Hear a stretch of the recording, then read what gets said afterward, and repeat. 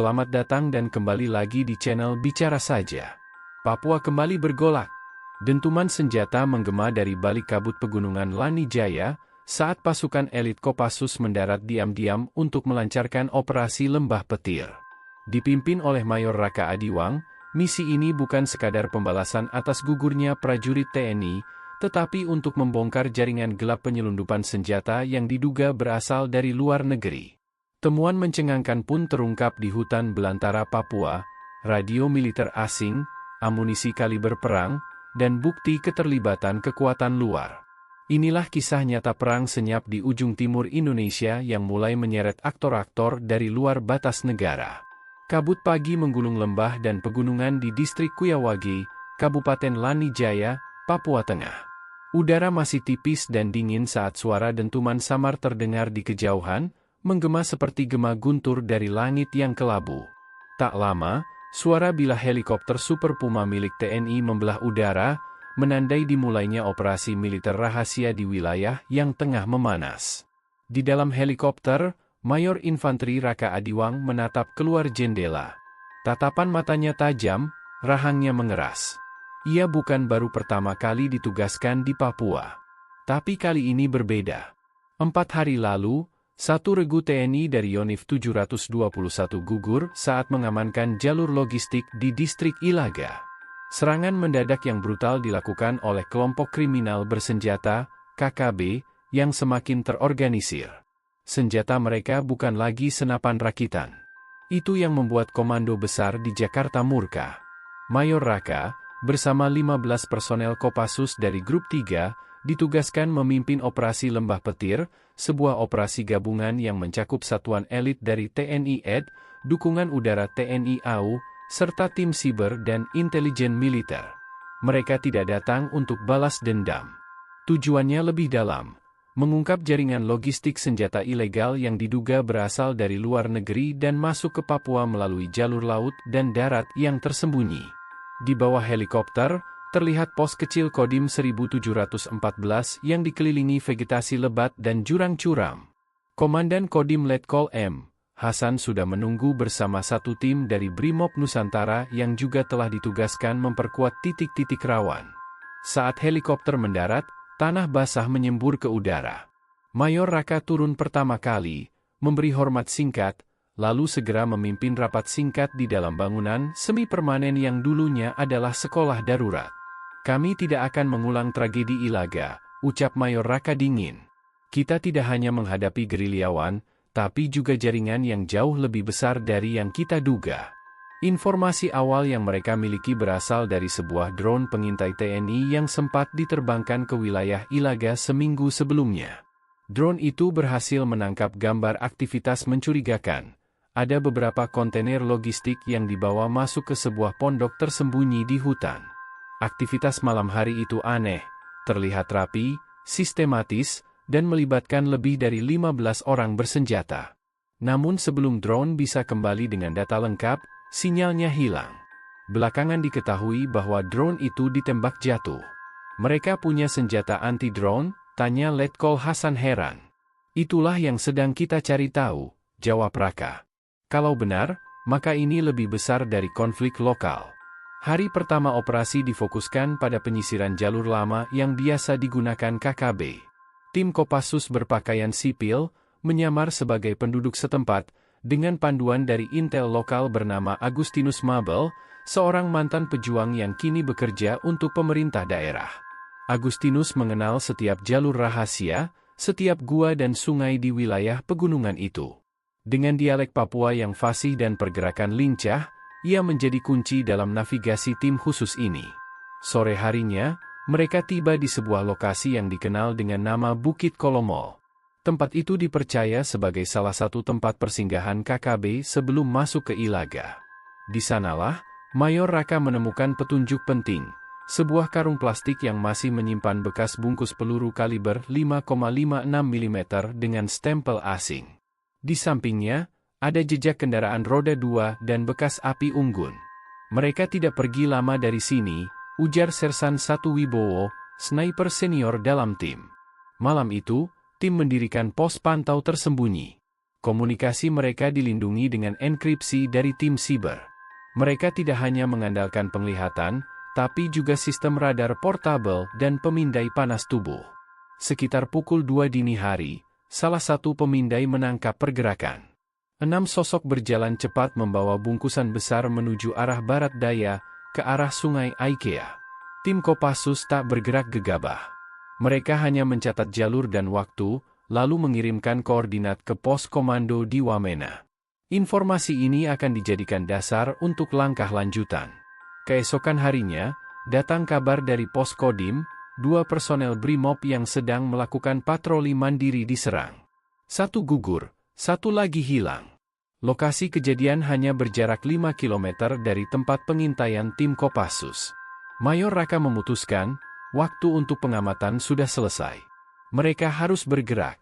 2 hari berikutnya dihabiskan dengan penyusupan senyap ke wilayah yang disebut sebagai Lembah Merah, wilayah tak bertuan yang diakini sebagai rute utama KKB dalam mendistribusikan logistik mereka. Di sana, di balik tebing curam dan hutan lebat, mereka menemukan markas tersembunyi, bangunan dari kayu dan seng, tersembunyi oleh semak belukar, tapi dengan struktur rapi. Di dalamnya, tim menemukan sejumlah besar amunisi, rompi anti peluru, bahkan 1 buah radio komunikasi militer dengan manual dalam bahasa Thailand. Semua barang itu difoto dan dikirimkan ke tim pusat melalui jaringan satelit milik TNI AU.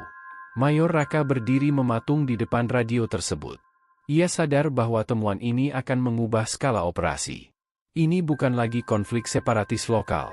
Ini adalah fragmen dari konflik senjata lintas negara. Kita harus cari jalur masuk barang ini, ujar Raka pelan. Dan kita harus temukan siapa yang memasoknya.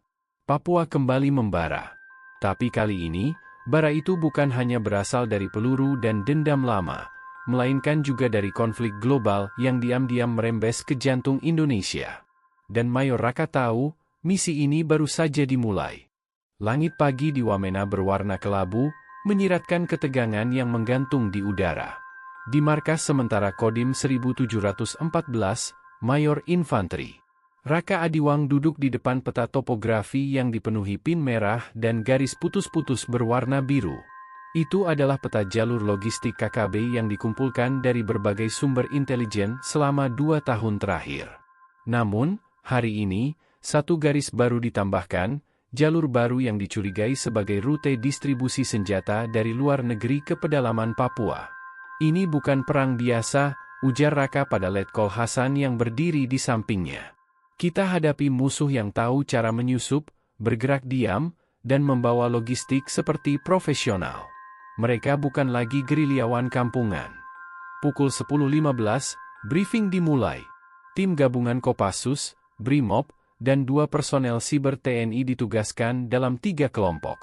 Kelompok pertama menyusup ke arah timur menuju sungai Aikea, kelompok kedua menyisir jalur selatan menuju Bukit Kolomol, dan kelompok ketiga akan tetap di Lembah Merah untuk mendirikan pusat pantauan rahasia.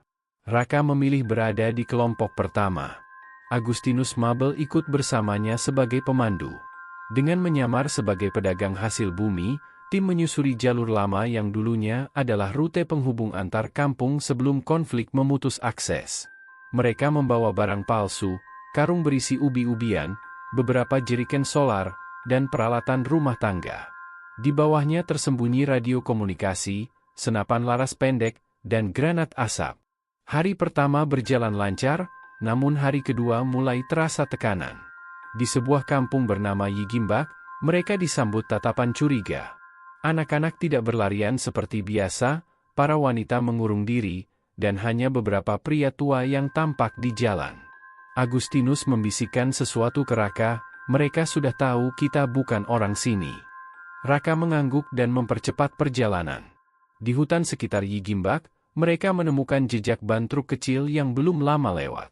Ini mencurigakan karena tidak ada akses jalan untuk kendaraan berat di sana. Salah satu personel siber, Serka Bima, memindai lokasi dan menemukan peningkatan sinyal komunikasi digital, indikasi kuat adanya alat komunikasi canggih di area itu. Pada malam ketiga, mereka tiba di lokasi yang dipetakan sebagai titik pertemuan KKB. Sebuah lahan kosong di antara 2 bukit, dengan bekas aktivitas berat. Ada jejak kaki, bekas bakar-bakaran, dan yang paling mencolok, selongsong peluru kaliber 7,62 mm dengan huruf Cyrillic. Rusia? Ukraina? Atau senjata black market dari Asia Timur? Raka menyimpan satu selongsong itu di saku taktikalnya. Pagi harinya, mereka bergerak menuju pos rahasia di tepi sungai Aikea. Dari tempat tinggi, mereka melihat perahu kecil melaju di sungai. Di atasnya, 4 orang membawa kontainer logistik berwarna hijau tua. Kontainer itu bukan kontainer nelayan biasa. Raka mengenal modelnya. Itu kontainer militer. Tangkap sinyal radio mereka, perintahnya. Serka Bima langsung membuka laptop kecil dan menyambung antena portabel. Sinyal tangkapannya lemah tapi cukup. Ada komunikasi pendek menggunakan kode militer standar. Mereka mendengarnya dengan jelas, Delta 55, posisi aman. Kirim ke titik Bravo. Siapa yang mengajari mereka kode seperti itu? Raka bertanya tajam. Agustinus menjawab pelan, kalau mereka dapat pelatihan luar, itu bukan cuma soal senjata, Mayor. Ini sudah level pelatihan militer. Raka menarik napas dalam. Tim segera mengirim koordinat dan data audio ke pusat komando di Wamena. 2 jam kemudian, balasan datang. TNI AU akan mengirim UAV tambahan dan 1 tim udara dari Lanut Manuhua untuk memperluas pengintaian. Malam itu, mereka mendirikan kamp di balik lereng curam dekat sungai. Sementara personel lain tidur dengan senjata di samping tubuh mereka, Raka tidak bisa memejamkan mata. Pikirannya dipenuhi spekulasi. Siapa pemasok senjata ini? Apa benar Thailand terlibat? Atau hanya jalur singgah? Keesokan paginya, ketika mereka hendak bergerak kembali ke titik pertemuan dengan kelompok 2, mereka menemukan satu kejutan, sebuah bangkai drone kecil tertancap di batang pohon. Masih utuh sebagian, dan ada logo di sayapnya, bukan milik TNI, bukan juga merek dagang biasa. Itu drone tak berlabel, seperti buatan pabrik rahasia. Ambil itu, kirim ke BSSN, perintah Raka. Misi mereka belum selesai. Tapi satu hal jelas, musuh yang mereka hadapi bukan hanya KKB. Di balik senyapnya lembah Papua, bersembunyi kekuatan asing yang kini mulai menampakkan bayangannya. Kabut pagi menggantung tebal di atas lembah titik Bravo, tempat yang selama ini tak masuk radar konflik besar. Namun pagi itu, lembaran sejarah baru ditulis dengan darah dan peluru. Mayor Raka dan timnya akhirnya bertemu kembali dengan kelompok 2 yang dipimpin oleh Kapten Sandra Wibisono, seorang perwira wanita dari Korps Infanteri yang dikenal tegas dan berani. Wajahnya kotor oleh lumpur, namun matanya tajam. Kami menemukan bunker logistik tersembunyi di tebing timur. Ada ladang ranjau kecil, tapi sebagian sudah dijinakkan. Mereka menyimpan makanan kaleng impor, alat komunikasi dari Taiwan, dan yang paling mencengangkan, peta navigasi digital berbahasa Thailand. Mata Raka menyipit. Ini makin menguatkan kecurigaan bahwa jaringan luar negeri terlibat dalam mendukung KKB. Belum sempat tim menyusun langkah selanjutnya, terdengar suara mendesing di udara. Granat mortir meledak tak jauh dari posisi mereka. Tanah berguncang. Ledakan kedua menghantam batu besar di sisi kanan kelompok. Ambus! Semua tiarap! Teriak Raka. Belasan anggota KKB menyerbu dari semak dan bebatuan, bersenjata laras panjang. Namun yang membuat Raka terkejut bukan hanya taktik penyergapan mereka, melainkan formasi dan disiplin tembaknya. Mereka tak menembak sembarangan, tapi bergantian, dengan cover fire terkoordinasi. Ini bukan KKB biasa, ujar Kapten Sandra sambil membalas tembakan. Perang kecil berlangsung hampir 25 menit. 3 anggota TNI terluka, dan 2 anggota KKB berhasil dilumpuhkan. Salah satu dari mereka membawa dokumen berbahasa Inggris dan foto satelit kawasan Wamena dengan titik merah di 5 lokasi strategis, Bandara Wamena, Gudang Persenjataan Yonif 754, dan Pos Intel Lembah Merah. Setelah baku tembak reda, Raka memerintahkan tim mengevakuasi yang terluka ke titik pengambilan heli. Sementara itu, ia, Sandra, dan Serka Bima menggeledah bunker logistik. Di balik dinding palsu, mereka menemukan koper baja. Di dalamnya, uang dolar as, dokumen transaksi digital, dan paspor seorang pria berkebangsaan Filipina. Ini bisa jadi petunjuk besar. Kirim ke Jakarta lewat saluran terenkripsi, tegas Raka. Sore menjelang malam, suara baling-baling helikopter terdengar menggema. Helikopter Bell 412 datang mengevakuasi korban luka dan mengangkut temuan strategis. Namun sebelum heli itu lepas landas, Agustinus Mabel menunjuk ke arah barat. Lihat itu, asap. Asap besar dari lembah seberang. Mungkin markas utama mereka. Raka hanya mengangguk. Kita sudah terlalu dekat dengan sarang mereka. Besok, kita akan masuk lebih dalam. Dan kali ini, kita datang bukan untuk mengintai, tapi menggempur. Lembah Merah, disebut begitu karena tanahnya yang berwarna kemerahan akibat kandungan mineral tinggi, menjadi lokasi kunci selanjutnya. Mayor Raka dan tim, kini diperkuat pasukan tambahan dari Yonif 751 Rider, bersiap melakukan penyergapan besar-besaran. Malam itu, pasukan bergerak tanpa suara. Mereka menyusup lewat dua sisi lembah, menyamar sebagai petani lokal. Dari informasi yang dikumpulkan Agustinus melalui jaringan masyarakat setempat, kamp utama KKB dan gudang senjata berada tepat di balik tebing curam. Pukul 3.45 dini hari, penyergapan dimulai. Ledakan pertama berasal dari granat setrum. Lalu suara tembakan bersahutan. KKB terdesak, banyak yang lari ke arah sungai. Di tengah baku tembak, Raka melihat sosok asing lari ke arah helipad darurat. Dia mengejar bersama Togar.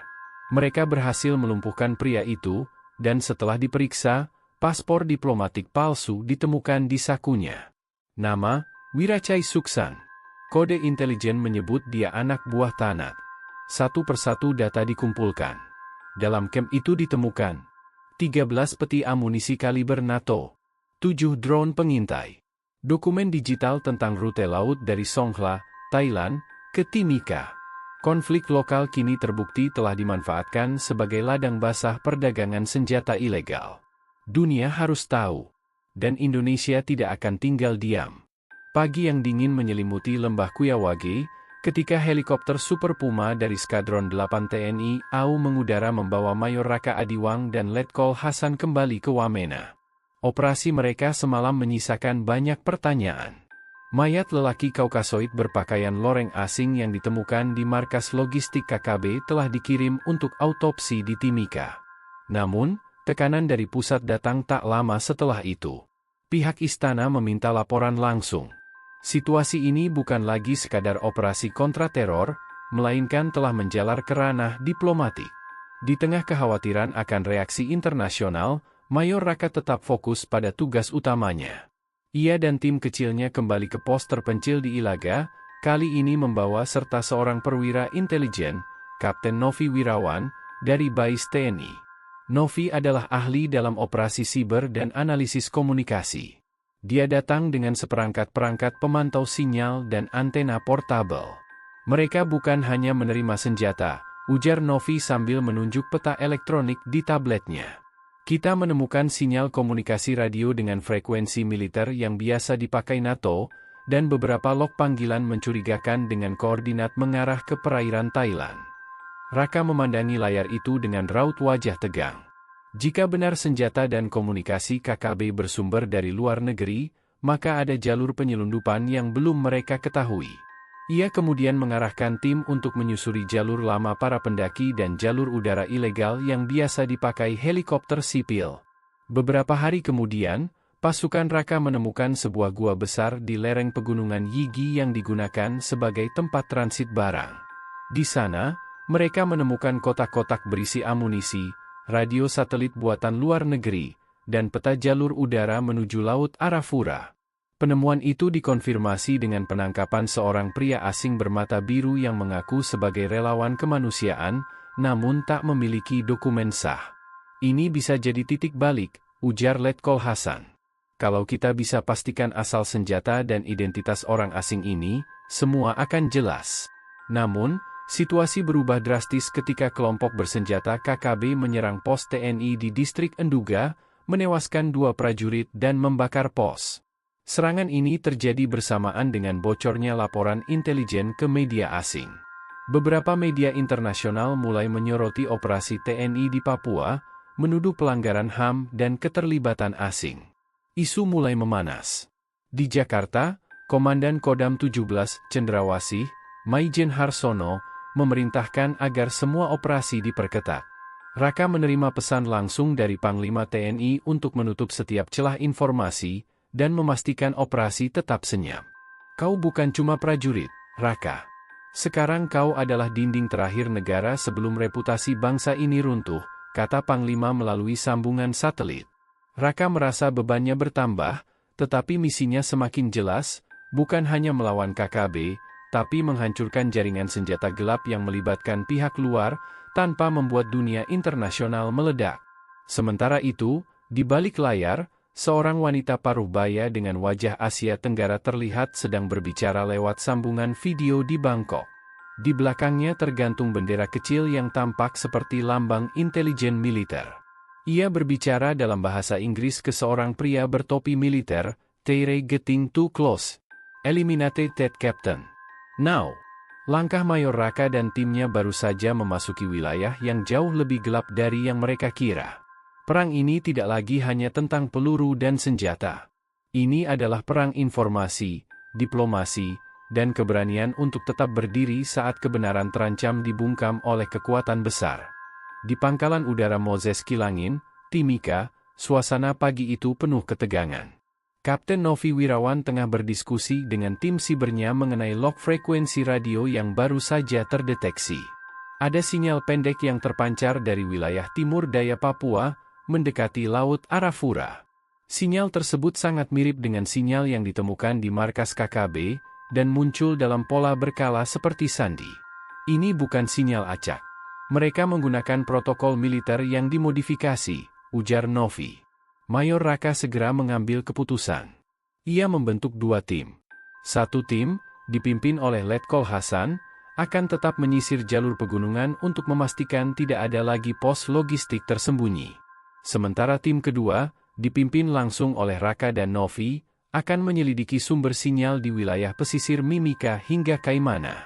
Setelah 2 hari perjalanan darat dan udara menggunakan helikopter Caracal, tim Raka tiba di sebuah desa pesisir bernama Karaka, tak jauh dari perairan Laut Arafura. Di sini, mereka dibantu oleh seorang nelayan tua bernama Elias Wambrau yang mengenal wilayah laut itu dengan sangat baik.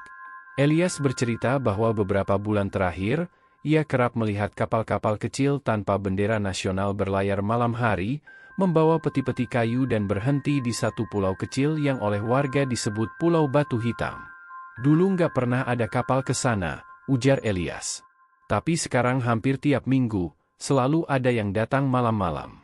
Menggunakan perahu motor kecil dan perangkat pengintai, tim Raka menyusup ke Pulau Batu Hitam pada malam hari.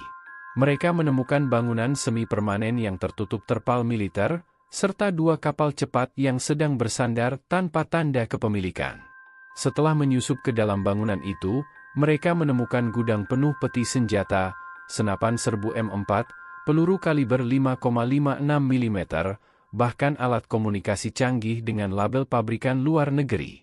Sebuah laptop yang ditemukan berisi catatan transaksi dan koordinat pengiriman. Salah satu nama yang muncul dalam data, LT, Kolonel John C. Pattaya Point. Namun sebelum mereka dapat membawa barang bukti keluar, sekelompok pria bersenjata yang tampak seperti tentara bayaran menyerang dari arah pantai. Baku tembak sengit terjadi. Novi hampir tertembak, namun diselamatkan oleh Raka yang menghantam lawan dengan popor senapan. Mereka berhasil melumpuhkan 3 orang dan menahan 2 lainnya yang ternyata berasal dari Filipina dan Myanmar. Setelah mengamankan lokasi, Raka mengirim sinyal darurat untuk mengevakuasi tim dan barang bukti.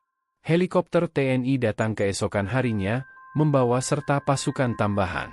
Pulau Batu Hitam dinyatakan sebagai lokasi sensitif, dan media dilarang meliput. Di Jakarta, hasil penyelidikan langsung dibawa ke meja Presiden. Fakta bahwa ada transaksi senjata lintas negara dengan jaringan bayaran internasional membuat pemerintah harus bergerak cepat. Dalam rapat darurat terbatas, dibentuklah Satuan Operasi Gabungan Intelijen Militer, Diplomasi Luar Negeri, dan Pengamanan Maritim.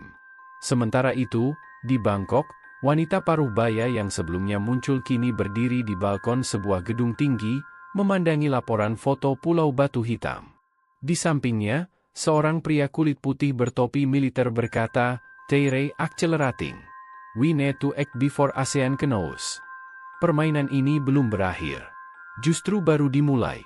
Dan Mayor Raka sadar, musuh yang ia hadapi bukan hanya kelompok bersenjata dalam negeri, tetapi bayang-bayang gelap dari kekuatan internasional yang tak terlihat. Langit sore di atas distrik Kobakma terlihat biasa, biru pucat dengan awan menggantung berat. Tapi sore itu, radar pos TNI AU di Wamena menangkap sesuatu yang tak biasa, sinyal transponder dari sebuah helikopter tanpa identifikasi resmi, melintasi jalur udara ilegal di atas pegunungan Jayawijaya. Data lintasannya menunjukkan manuver mengarah ke sebuah wilayah terpencil di perbatasan Kabupaten Lanijaya dan Mamberamo. Mayor Raka Adiwang, yang saat itu masih berada di Ilaga, segera dihubungi oleh pusat komando. "Kami butuh kamu kejar heli itu. Tidak ada waktu lagi." Kemungkinan besar itu pengangkut logistik dan senjata dari luar negeri, ujar Kolonel Sitorus lewat komunikasi satelit. Dalam waktu 2 jam, Raka, bersama Letkol Hasan dan Kapten Novi, telah berada dalam helikopter Bell 412 dengan perlengkapan tempur lengkap. 3 helikopter lain dari TNI AU turut serta dalam formasi pengejaran. Pengejaran udara di atas Papua bukanlah hal mudah. Medan pegunungan, cuaca yang berubah cepat, dan keterbatasan sinyal membuat segalanya berisiko tinggi. Tapi sore itu, semua prajurit TNI tahu, ini bukan sekadar pengejaran biasa. Ini adalah kunci untuk membongkar jaringan asing yang telah lama menyusup. Beberapa menit kemudian, melalui kamera FLIR, Forward Looking Infrared, terlihat helikopter asing berwarna gelap mendarat di lembah tersembunyi. Tidak ada logo, tidak ada nomor lambung. Pasukan elit langsung diturunkan dari udara. Suara mesin dan angin baling-baling mengaduk dedaunan hutan belantara. Pertempuran berlangsung cepat. Beberapa pria bersenjata terlihat melarikan diri ke arah barat, namun satu kelompok tertangkap. Di antara yang diamankan, ditemukan 2 pria asing berlogat Eropa Timur, serta seorang wanita yang sebelumnya disebut-sebut sebagai relawan kemanusiaan di Papua, bernama Elena Petrovic. Namun, saat tubuhnya diperiksa, ditemukan lencana logam kecil di balik bajunya bertuliskan, Operativno Technicheskoye Upravlenie, sebuah divisi khusus milik intelijen luar negeri. Dia bukan relawan. Dia agen operasi, ujar Kapten Novi tegas. Di dalam helikopter yang mereka tangkap, ditemukan kontainer berisi senjata laras panjang buatan Serbia, drone pengintai, serta uang tunai dalam bentuk dolar AS dan euro. Tapi yang paling mengejutkan adalah sebuah koper logam berisi dokumen, semua tertulis dalam kode militer asing dan satu peta digital yang menampilkan jalur laut dari Filipina Selatan ke perairan Mimika. Seluruh barang bukti langsung dikirim ke pos terdekat untuk diamankan. Namun, sebelum helikopter TNI bisa lepas landas kembali, serangan mendadak dari kelompok KKB meletus dari arah barat daya. Suara tembakan memberondong udara sore, menandai bahwa pengepungan telah diketahui lawan. Dalam kondisi tak seimbang, Mayor Raka harus membuat keputusan cepat. Ia memerintahkan Letkol Hasan untuk membawa tawanan dan dokumen menggunakan satu helikopter, sementara dirinya dan tim kecil tetap bertahan untuk melindungi jalur evakuasi. "Kalau kita biarkan mereka rebut dokumen ini, semua sia-sia," kata Raka sebelum melepas kepergian helikopter pertama. Pertempuran berlangsung hingga malam. Raka dan timnya bertahan di Bukit Batu, menahan gelombang serangan dengan senjata berat dan tembakan presisi. Hanya berbekal peluru terbatas dan komunikasi yang sempat terputus, mereka bertahan sampai fajar datang, hingga bantuan tiba dari udara. Ketika helikopter tempur Fennec milik TNI AU tiba keesokan paginya, medan sudah penuh bekas ledakan dan tubuh-tubuh tergeletak. Raka berhasil selamat, meski dengan luka tembak di bahu. Tapi yang lebih penting, koper logam berisi peta jalur senjata rahasia berhasil diamankan. Fajar menyingsing perlahan di atas lembah Habema. Kabut tipis menggantung, seolah menjadi tirai terakhir sebelum sejarah baru tercatat di bumi Papua. Kapten Novi berdiri di atas batu besar, memandangi lembah di bawahnya yang sebentar lagi akan menjadi saksi operasi pamungkas. Di tangannya, ia menggenggam salinan peta digital yang ditemukan dalam koper logam, sebuah jalur penyelundupan dari Filipina ke pedalaman Papua, terhubung dengan sebuah markas utama KKB yang selama ini hanya sebatas mitos. Ini titiknya, ujar Mayor Raka dengan suara parau. Bahunya masih dibebat perban, namun semangatnya utuh. Kita bersihkan akar utamanya hari ini. Pasukan gabungan TNI, termasuk Kopassus, Yonif Rider, dan bantuan udara dari AU, telah membentuk perimeter sejak malam sebelumnya. Markas utama KKB terletak di lembah sempit dengan hanya 2 jalur masuk, satu melalui tebing, satu lagi sungai kecil yang menjadi rute logistik mereka. Di sanalah, senjata-senjata asing dikirim, dilatih, dan digunakan. Intelijen mengonfirmasi, di dalamnya bukan hanya KKB, tapi juga 4 orang asing yang diakini sebagai penasihat militer non-resmi dari luar negeri. Operasi dimulai pukul 5. Tembakan senyap dari sniper membuka jalan. Tim siluman masuk lebih dulu, memutus komunikasi musuh. Ketika matahari naik, dentuman pertama terdengar, roket dari heli tempur menghantam pos penjagaan di pintu masuk. KKB tak tinggal diam. Mereka membalas dengan senjata otomatis, bahkan RPG yang jelas-jelas bukan buatan lokal. Pertempuran sengit meletus. Asap membumbung, peluru melesat ke segala arah.